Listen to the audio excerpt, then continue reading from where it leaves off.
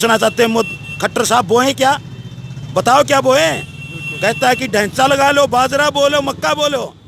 अरे हम मक्का भी बो सकता है, लेकिन कुछ इलाका ऐसा है कि जहाँ धान के सिवाय कुछ हो नहीं सकता, वहाँ किसान की मजबूरी है।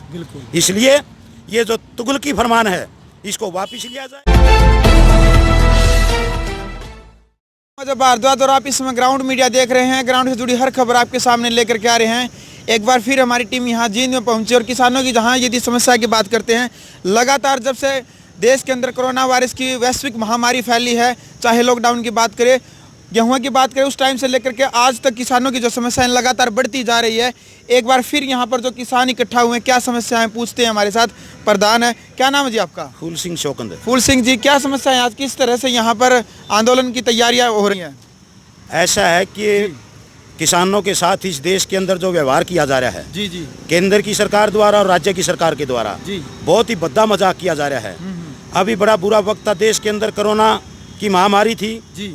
इसमें किसानों ने जो मेहनत करके अपनी फसल भी उगाई, फसल को पकाया और मंडी में डाला, लेकिन मंडी में जो किसानों की हालत बनी वो सारे देश के सामने है। यहाँ की जो खट्टर सरकार है, यहाँ का उप मुख्यमंत्री दुष्यंत चौटाला बार बार कहता था 72 घंटे के अंदर सबको पेमेंट कर दी जाएगी, दाना दाना खरीदा जाएगा। 1/3 कणक और 70% सरसों आज भी लोगों के घरों के अंदर पड़ी है, उसकी तुलाई नहीं हुई है। और 72 घंटे की तो बात छोड़ो, 1 महीने से ऊपर हो गया, सरसों बेची भी और गेहूं बेची भी, आज तक किसानों की जेब में कोई पैसा नहीं आया है। किसानों की बड़ी दुर्गति हो रही है। अगली फसल की बिजाई के लिए खाद और बीज और दवाइयों के लिए कोई पैसा नहीं है, दर दर की ठोकर खा रहे हैं। और अभी कुछ मदद करने की बजाय केंद्र की सरकार ने बड़ा ड्रामा किया है। मोदी सरकार ने और ख़ास तौर पे वित्त मंत्री ने 4 दिन तक जो आंकड़ेबाजी का खेल दिखाया टेलीविज़न के ऊपर, वो बहुत ही दुर्भाग्यपूर्ण है। और ये कहेगा कि किसानों को 2 लाख का पैकेज देकर किसानों की मदद करेंगे। हमें साफ पता है कि किसानों के नाम के ऊपर जो पैसा की बांटा भी जाता है, ये बजट का एक हिस्सा था। और ये बड़े बड़े कारपोरेट ग्रांड कोल्ड स्टोरेज और बड़े बड़े गोडाउन बनाने के लिए वो अपने लोगों को देते हैं। अगर किसान की वो थोड़ी सी भी मदद करना चाहते हैं, हम तो मांग तो करते किसानों के कर्जे माफ़ किए जाएं। कर्जों की तो बात छोड़ो, 6 महीने का ब्याज ही माफ़ कर दो। 1 रुपया ब्याज का भी माफ़ नहीं किया। और ये कहती है सीतारमण मोदी जी कि 3 महीने बढ़ा दिया, तुम्हारे कर्जे का समय बढ़ा दिया, इसका भी एहसान है जैसे कोई। तो ये इस तरह का जो पाखंड किया जा रहा है, ये झूठा प्रचार किया जा रहा है। किसानों में इस बात को लेकर के बड़ा भारी रोष है। आज अखिल भारतीय किसान सभा, जो किसानों का देश में एकमात्र सबसे बड़ा संगठन है, उसकी अगुवाई में किसान समन्वय संघर्ष समिति बना करके हमने सैकड़ों दूसरे किसानों संगठनों को लेकर के आज पूरे देश के अंदर धरने और प्रदर्शन करके ये केंद्र और राज्य सरकारों की जो किसान और मजदूरी विरोधी नीतियां हैं उसका पर्दाफाश कर रहे हैं। हरियाणा के अंदर फसल बीमा के नाम के ऊपर किसानों की लूट हो रही है। यहाँ बिजली के कनेक्शन 2-2 साल से पेंडिंग पड़े हैं, उसके नाम के लूट हो रही है।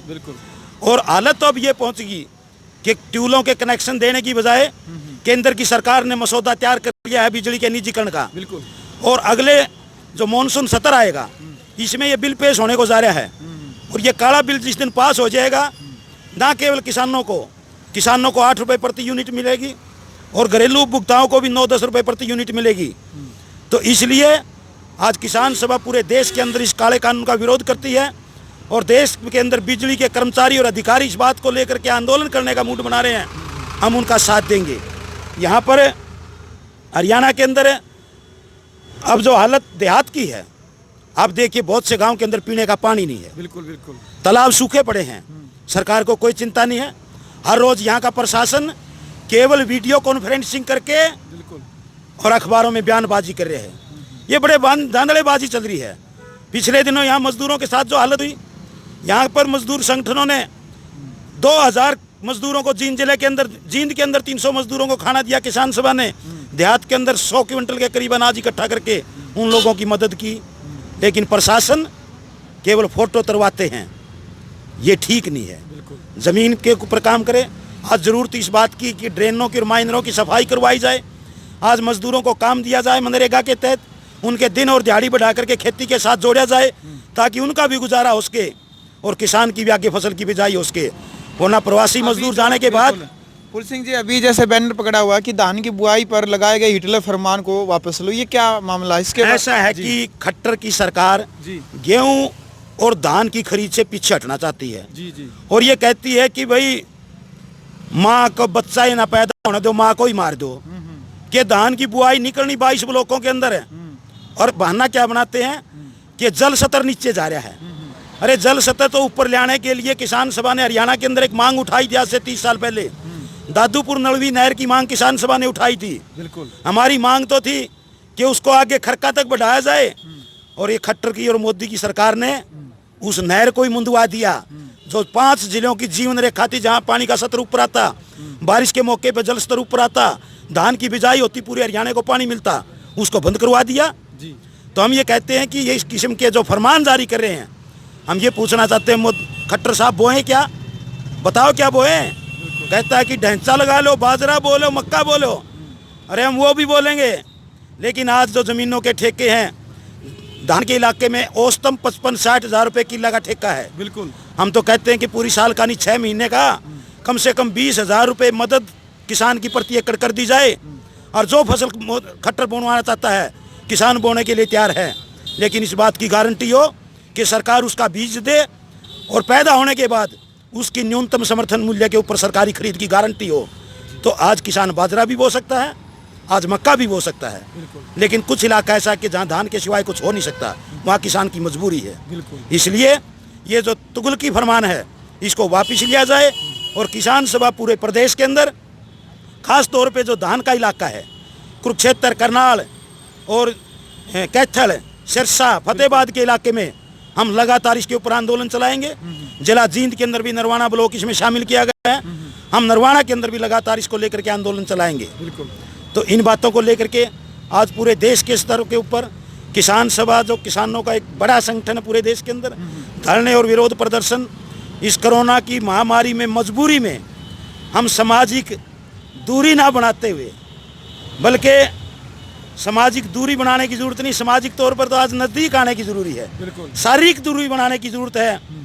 तो इस बीमारी को ध्यान में रखते हुए अपने मुंह पे कपड़ा लेके, अंगोछे लेकर के आज पूरे हरियाणा के अंदर किसान सांकेतिक धरना प्रदर्शन कर रहे हैं और यहाँ पर भी जो प्रशासन का रुख है वो कोई किसानों के प्रति सही नहीं है।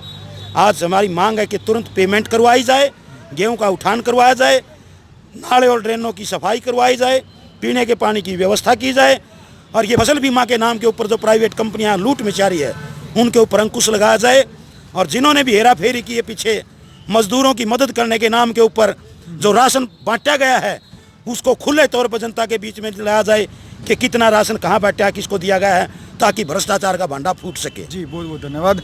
तो भाई आपने सभी जितने भी ग्राउंड मीडिया के दर्शक इस टाइम पर जुड़े हैं, तो आप सभी ने जिस प्रकार से किसानों की समस्या पहले भी ग्राउंड मीडिया चैनल के माध्यम से हम उठाते आए हैं, आज फिर देख लिया कि गेहूँ की खरीदारी के बाद भी पैसे नहीं आए हैं। उठान की जहाँ बात आती है गेहूँ की, आज भी समस्या ज्यों की तो बनी हुई है। रही बात हरियाणा सरकार की तरफ से जो फैसला आ रहा है कि धान नहीं लगानी है, लेकिन किसानों का खुद कहना कि जहाँ पर कुछ एरिया ऐसा है कि वहाँ पर पानी ज़्यादा है तो वहाँ पर केवल धान ही लगेगी और इस टाइम पर इनका कहना कि शारीरिक जो दूरी है वो बनाने की ज़रूरत है, सामाजिक दूरी नहीं। इसलिए सभी के सभी जो चेहरे पर आप देख सकते हैं, सबके चेहरे पर मास्क लगाए हुए हैं, कोई जो देसी जो परने होते हैं वो लगाए हुए हैं। तो ग्राउंड मीडिया की यदि वीडियो आपको अच्छी लगी तो हरियाणा सरकार तक पहुँचाने के लिए इसको ज़्यादा से ज़्यादा शेयर करें ताकि लोगों के अंदर जागरूकता भावना बनी रहे। ग्राउंड मीडिया के लिए जिला जींद से मैं भारद्वाज। राष्ट्र निर्माण की जानकारी के लिए ग्राउंड मीडिया चैनल को सब्सक्राइब करें और शेयर करें।